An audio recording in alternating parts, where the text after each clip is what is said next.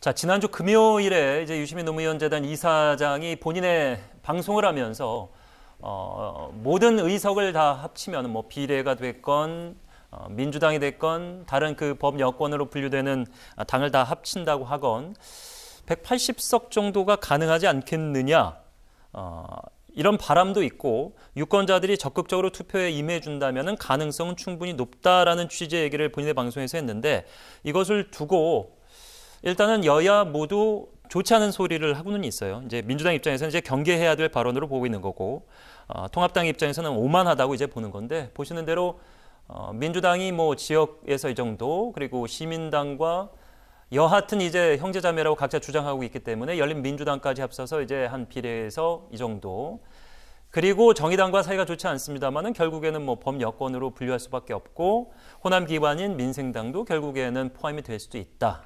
이렇다면은 180석 내외가 가능하지 않겠느냐라는 그냥 본인의 의견입니다. 근데 유 이사장이 이제 어쨌든 자칭 타칭 범여권 유력한 인사고 본인이 아무리 이제 대선 주자 뭐 정치 앞으로 하지 않겠다고 얘기하지만은 언젠가는 나설 가능성을 충분히 이제 다른 분들은 진단하고 있기 때문에 이 발언을 두고 계속해서 얘기하고 있는데 근데 또 재밌는 것이 저희가 오늘 이제 보여드리진 않았습니다만 통합당의 그 싱크테크인 여의도연구원인가요? 예. 거기서 이제 주말을 지나면서 내놓은 그 통계가 있다고 하는데 예. 실제로 통합당은 지역에서 한 80여 석 그리고 비례에서 한 뭐 20여 석 안쪽으로 그래서 100석 정도로 굉장히 부진할 것이라는 전망이 또 나왔다고 하는데 어떻게 보면 괜은 이 두 개가 맞아떨어지는 부분은 없지 않아 있습니다.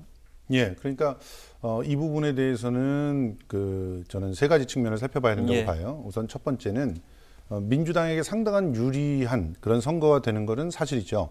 일단은 지금 차명진 후보 같은 경우가 제명당하는 날까지 막말을 마구 쏟아놓고 나갔어요.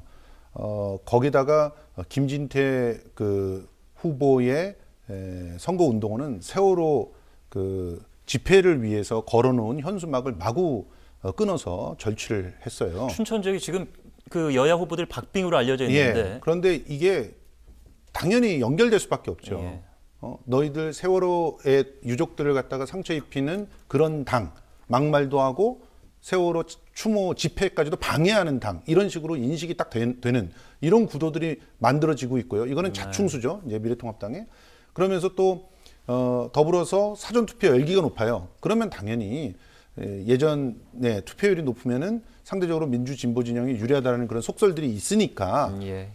그런 의미에서 이런 분석들이 가능한 배경이 하나 있고 두 번째로 이제 유시민 이사장 같은 경우는 정치 일선에서 뛰는 사람이 아니죠. 후보가 아니에요. 후보가 아니기 때문에 당연히 으쌰으쌰하면서 투표장으로 많은 사람들을 보내는 것이 자기가 생각할 때 민주당을 돕는 일이라고 생각할 거예요. 그러면 축제 분위기를 만들어야 되거든요. 축제 분위기가 있어야 사람들이 다 즐겁게 투표를 하러 갑니다. 지금처럼 특히 막말이 선거판을 막 난타를 하고 있을 때는 그럴 때는 정치 혐오를 깨는 게 더 중요하거든요. 예. 그렇지만 실제로 뛰고 있는 사람들의 입장에서는 그런 말을 통해서 그야말로 보수들의 표가 막 결집해버리면 막판에 가가지고 특히나 조직력이 탄탄한 곳, 보수들의 조직력이 탄탄한 곳에서는 질 수밖에 없는 상황이 만들어지거든요. 그렇죠. 예. 그러니 표정 관리를 할 수밖에 없는 예. 상황이 만들어지는 거죠. 그러니까 이런 세 가지 것들을 다각도에서 살펴봐야 이 말을 이해할 수 있다고 생각합니다. 예. 통합당 입장에서는 이제 현 정권의 독주를 막아달라 이렇게 이제 읍소하는 전략으로 막판에 바꾸고 있는데 뭐 180까지는 아니더라도 일단 판세가 이렇게 유리하지 않다라고는 내부적으로도 보고 있는 것 같습니다. 그 일맥을 볼 수 있는 그런 발언들로 뭐 윤석열 검찰총장이 구속될 것이다, 조국 전 법무부 장관이 대권 후보로 뛰어들 것이다. 만약에 앞선 그 시나리오대로 간다면은 이게 이제 보수 결집의 전략으로 작용할 수 있을 것인지. 이거는 보수 결집의 전략보다는 어떤 중도층을 끌어들이기 위한 설정이라고 봐요. 왜냐하면 지금 180석을 차지하면 윤석열 검찰총장이 구속되고 조국 전 법무부 장관이 대권 경쟁에 뛰어들 것이라 그렇게 얘기를 했잖아요. 예. 근데 구속까지는 모르겠는데 최강욱 후보 있잖아요.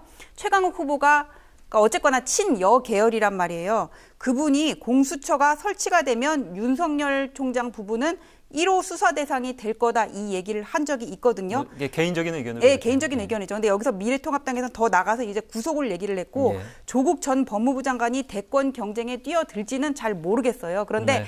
조국 전 법무장관이 어떤 여권에서 차지하는 그 비중을 감안한다면 판결이 어떻게 나는지에 따라서 대권 경쟁에 뛰어들 거라는 것도 뭐 이게 가능한 여러 가지 그 시나리오 중에 하나일 수가 있거든요. 그런데 지금 김종인 위원장이 뭐라 그러냐면 조국을 살릴 것이냐 경제를 살릴 것이냐 이러면서 뭔가 이렇게 여권의 약한 고리가 될 수 있는 부분을 확실히 그렇게 공격을 해놨단 말이에요. 근데 여기서 더 나아가지고는 조국이라든지 윤석열 검찰총장 구속을 언급함으로 인해서 어떤 중도층이 아 그렇게 되면 안 되는 거 아니야 하고 뭔가 보수당에 표를 주기 위한 이건 그러한 설정이라고 보시면 될 것 같습니다.